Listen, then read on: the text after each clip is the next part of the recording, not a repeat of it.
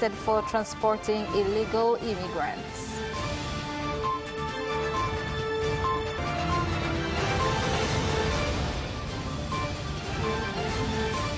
The government has tabled in Parliament the report on Mount Kilimanjaro fire.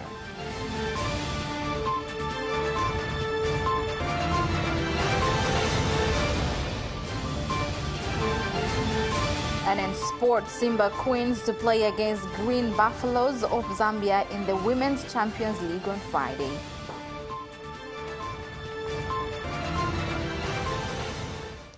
Good evening, this is Capital News at 9:30. My name is Khadija Zimbwe. First, the national news. 5 officers of the police force in Beira region have been arrested following allegations of transporting 6 illegal Ethiopian immigrants to Malawi.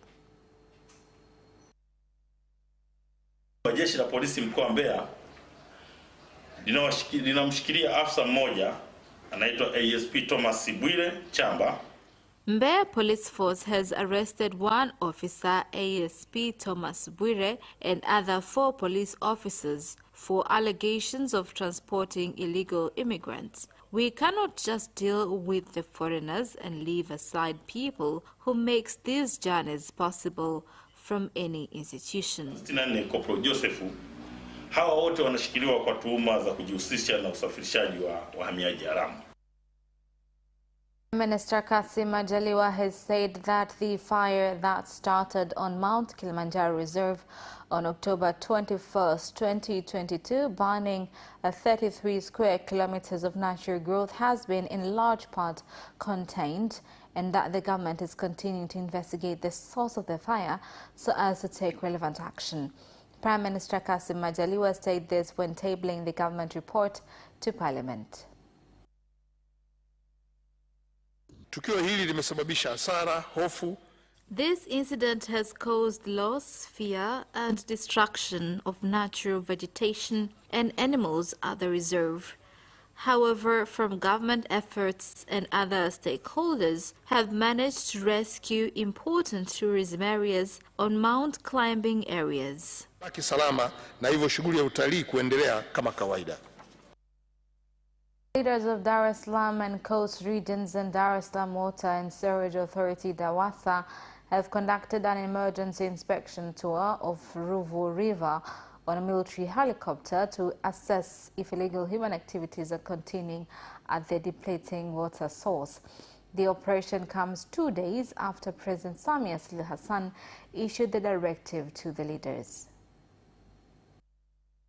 Jitihada za kwanza tulizochukua ni kuongeza maji kupitia visima 7 vya Kigamboni. The first effort was to increase water capacity from 7 wells in Kigamboni, which have produced 70 million liters. Yesterday, Prime Minister Kassim Majaliwa launched the exercise.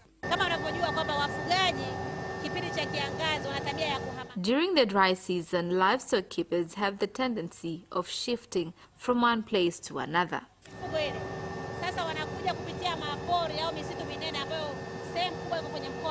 Vyanzo vya maji vinaharibiwa kutokana na wafugaji, wanatuharibia kutokana na makundi mbalimbali yanakotoka. Yanatokea sehemu za huko, zaidi yanatoka sehemu zaidi, ndio zinakuja sehemu za hifadhi zinavamia mpaka kijijini. Tunashindwa kulinda kwa sababu mifugo ndio inaharibu sana maji. Wao wanaleta ng'ombe zao, wananyesha muda wote. Hakuna sehemu nyingine sasa hivi ya marisho zaidi ya mtoni ambako ndio kwenye majani mazuri. Kwa hiyo sisi tunaathirika sana.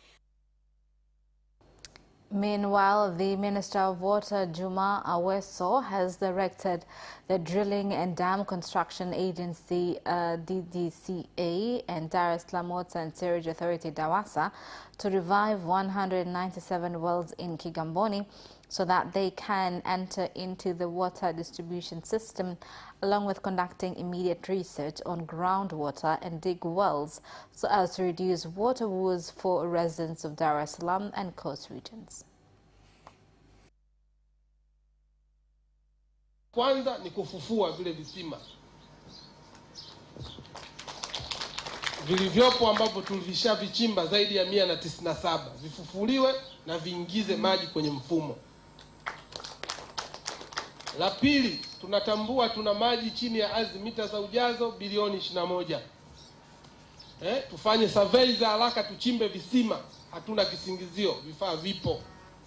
Tuchimbe visima ili kuhakikisha tunaongeza maji kwenye mfumo, wana Dar es Salaam, wana Pwani waendelee kupata huduma ya maji safi na salama. Kwa hiyo mimi ninakushukuru kwa niaba ya bodi ya wakurugenzi ya RUWASA pamoja na watumishi wote wa section ya drilling and dam construction kwa hatua hiyo ambayo umetuwezesha mpaka tumefikia mahali ambapo sasa tunaweza kufanya kazi kwa nguvu na kwa ufanisi zaidi. Mradi huu sasa utekelezwe, alafu na wazo la mto Rufiji ili tuweze kupata maji ya kutosha na ya kuaminika kukidhi mahitaji ya maji kwa Dar es Salaam ambayo yanaongezeka. Mahitaji yanaongezeka siku hadi siku. Now, 2 days after the government in Songa region warned farmers and traders against smuggling subsidized fertilizer to neighboring Zambia and Malawi, a consignment of subsidized fertilizer has been seized in Ileje district while en route to Malawi.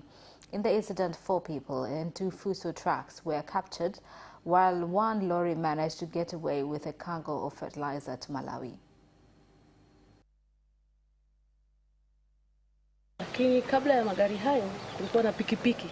Man was arrested and taken to Igumbiro village for investigations. He agreed to deal with smuggled goods and he was escorting the one who is responsible with fertilizer goods in 3 vehicles. Unfortunately, the last vehicle had already passed the border heading to Malawi.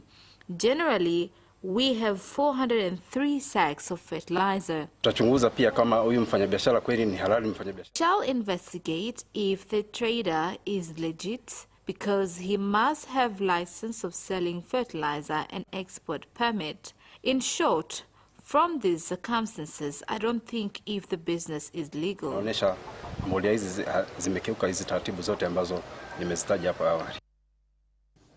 President Samia Suluhu Hassan has traveled to China on a state visit where she has met and held talks with the President of China, Xi Jinping, on various issues including strengthening and developing the relationship between the 2 countries further into a comprehensive strategic cooperative partnership. The 2 leaders today witnessed the signing of 15 strategic agreements aimed at strengthening bilateral cooperation, trade and investments between the 2 countries. Among them, Tanzania will receive a grant of 31.4 billion Tanzanian shillings from China as part of agreement on economic and technical cooperation. A protocol on inspection, quarantine and veterinary sanitary requirement for wild aquatic products to be exported from Tanzania to China was also signed by officials from the 2 countries. The 2 heads of state also witnessed the signing of a draft loan agreement on the Zanzibar International Airport Terminal 2 project worth about $56.72 million.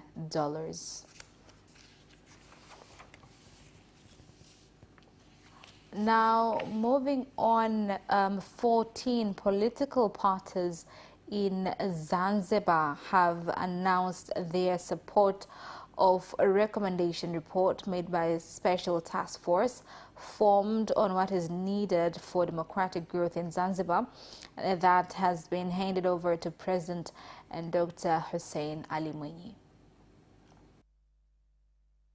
Swala kwamba labda uchaguzi kuhojiwa mahakamani ni sahihi. Tunaunga mkono pia serikali iandae taratibu zake, ikiona ili jambo linafaa italifanyia kazi, ikiona bado muda haujafika pia tutakubaliana nayo. Tunamshukuru Mheshimiwa Rais, mambo mengi tu tunayaona anayafanya na yako vizuri. Kwa hivyo sisi hatutakuwa na labda kikwazo chochote. Sisi tuna imani na Mheshimiwa Rais na haya ni mapendekezo ambayo yamepelekwa. Tunauheshimu muungano, tunaupenda muungano, tutautetea muungano na tutaungana na Mheshimiwa Rais katika kile ambacho anakisimamia kwamba umoja na mshikamano wa taifa letu unasonga mbele. The government of Tanzania and the United States have launched a food and education program called Together Let's Feed Them that is expected to benefit over 3,500 Tanzanians, including students, teachers, and farmers through a school feeding program. And USDA has been providing the technical, financial, and the in-kind assistance for school meals and education programs in Tanzania since 2010. And we are pleased to provide this timely assistance and to continue this important collaboration. We just cannot understate the value of such programs. Continue this important collaboration. Tumetoa msimamo wetu na rai yetu ya kwamba tutahakikisha tunashirikiana na wadau wote katika kuhakikisha programu hii ya chakula mashuleni inatekelezwa, na hasa kwa kuwa sisi tunao utaalamu na ujuzi katika masuala ya uanzishwaji wa bustani ndogo katika maeneo ya shule, ambayo itasaidia kuwapa uhakika wa chakula muda wote, lakini chakula chenye virutubisho muhimu. And that is the end of national news. International news follows shortly.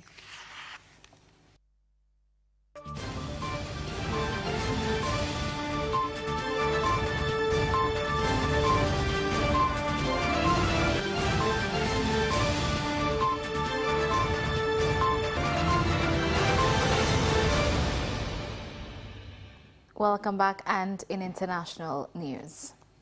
Former Pakistan Prime Minister Imran Khan was wounded in the leg when his convoy was shot at in the country's east. Officials say one of Khan's supporters was killed in the shooting. The former cricket player was leading a protest march in the capital, Islamabad, to demand snap elections.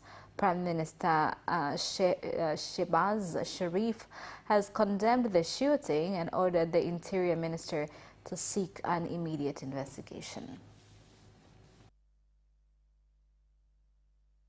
The coalition Azimio la Umoja One Kenya Raila Odinga has called on the government of Kenya to start investigating kidnapping and disappearance of Kenyans. Raila Odinga gave the call during a meeting with leaders of Azimio in Nairobi, Kenya. Sisi tungependa uchunguzi yote ifanyike ili ijulikane wako wapi, ikiwa kama hayuko ni nani ambayo aliwachukua. Lakini kwa hivyo tunasema hatutaki kusema ati uchunguzi unaishia hapo. Tumelaani vikali yale ambayo yanaendelea wakati huu ya kulenga mtu mmoja ambaye alikuwa ni DCI bwana Kinoti, ambaye sasa lawama yote inalenga kwake. Tunaona kama yale yote ambayo yanafanyika wakati huu ni kama ile kangaroo. Hakuna ukweli wowote ndani yake. Tunaomba serikali, tunajua wao ndio wanahusika, maana tuwasema ni waizi, na kama ni wao ni waachilie jinsi penye wanashughulikia watu wengine wao huko juu wakubwa, watu wetu waachiliwe. Tunaomba serikali tuingilie kati na sisi, turegeshe watu wetu. Mtoto wangu wa pili ameshikiliwa mwezi wa 6 tarehe 20 mwaka jana. Now, the current peace and stability in Burundi has contributed to increase in numbers of nationals who had fled the country to return, where more than 200,000 Burundians are reported to have returned to the country between 2017 to September 2022. This was revealed during the Deputy High Commissioner of the United Nations High Commission for Refugees, UNHCR, Kelly Clement's visit of refugee camps in Burundi. Ni ziara ambazo huwa wakiandaa ili kutathmini jinsi zoezi la kuwarejesha raia wa Burundi linavyoendelea na wanavyorejea kutoka kambini, wanavyopokelewa na tunavyowapa misaada inayowasaidia hadi wafike kwenye makazi yao. And that is the end of international news. Business news follows up shortly after the break.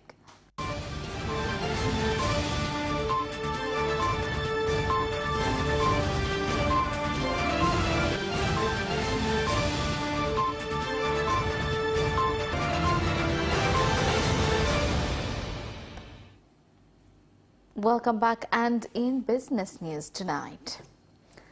Cotton harvests in Katavi region have increased from 2,170,000 kilos in the 2021-2022 season to 5,432,920 kilos in the 2022-2023 season due to increase in use of good farming practices being implemented by farmers. Na ndugu Sadamu Kumarija ambaye katika ekari moja amepata tija ya kilo 685, lakini pia yeye alilima ekari 17, alitoa kwa ujumla kilo 11,665. Mkulima wa pili ni Limbu Masuke ambaye anatoka kata ya Katuma, kijiji cha Kapanga, alilima ekari 3, akapata mavuno ya kilo 2,277 ambayo sawa na tija ya kilo 759 kwa ekari moja. Kwa hiyo niwatake muendelee kuzingatia maelekezo ya wataalamu, maelekezo ya bodi ya pamba kuhakikisha kwamba zao hili nalo linaendelea. Kama ulilima eka moja, eka mbili, ninaamini kabisa kwa hamasa hii na zawadi hizi mlizopata mnakwenda kuongeza zaidi. The President and Chairman of the Revolutionary Council, Dr. Hussein Ali Mwinyi, has called on the Swedish government to sensitize investors from the country to come and invest in the energy and tourism sectors in order to support government efforts to increase economic growth. It's a sector that we are, I would say, Zanzibar needs to be power independent. We are getting power from the mainland now through the submarine cable. We are embarking on radical reforms of our education system. The problem we are having right now is that the numbers... Task force report is a sign of that, isn't it? Yes. And that, I mean, for us, you know, Sweden is always talking, underlining about democracy. And that is the end of business news. Sports news follows up next.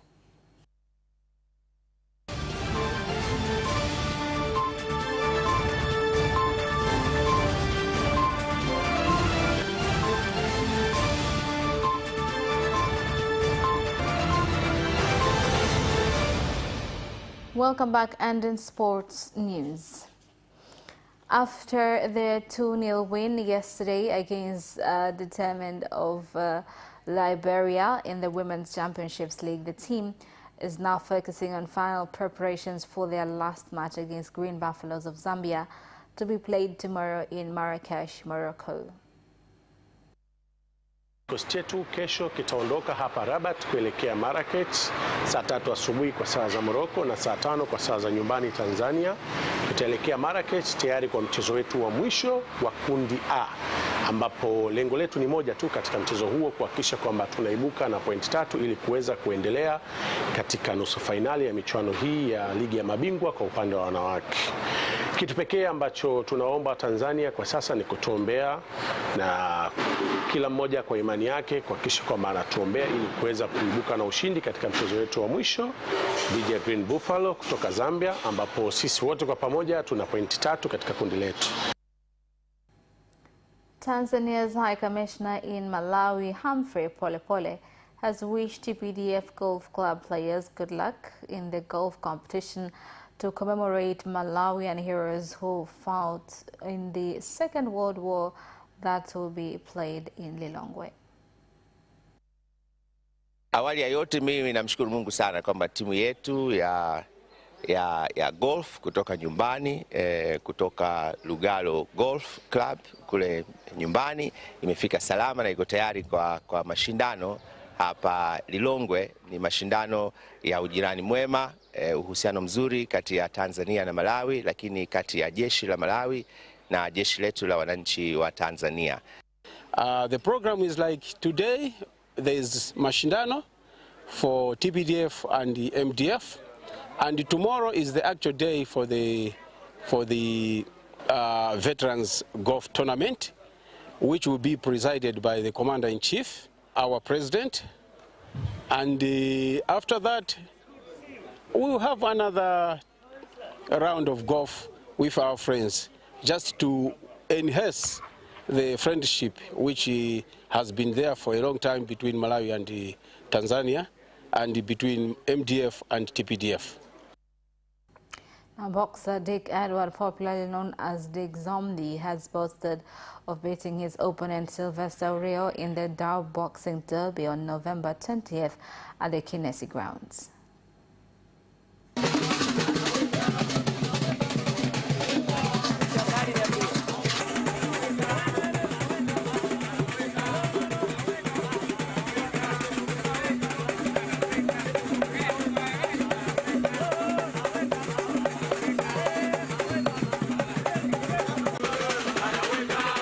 Sasa kitu ambacho ndio kumfanya huyu bondia, yani naenda kumnyonya damu na kumgaragaza raundi ya pili mapema tu. Muda mwingi sijanyonya damu. Hao ni matokeo ya mchezo, lakini mimi najua naenda kumnyonya damu mapema raundi ya pili afikishe na raundi ya kwanza. Bondia yangu kajiandaa vizuri, ni muda mwingi na sisi tuna shauku tuone siku ya pambano. Na imani raundi ya 3 afiki. Sasa ni bondia namjua mwenye nguvu na kajiandaa vizuri, yuko karibu na makosha, bondia mkarimu, jabo epoi, light epoi. Well, winners of Mchezo Super Draw broadcast on Radio 1 have been awarded television sets and cash prizes at ITV studios in Mikoteni, Dar es Salaam. The winners of the draw this week were Richard Kavura, 78, of Mbezi Beach, who won 2,500,000 shillings, and the Hisense TV, and Bryson Julius, 24, of Kimara Stopover, who won 500,000 shillings, and the Hisense TV. Well, that sports item ends our news bulletin for tonight. My name is Khadija Zimbo. Thank you for watching, and good night.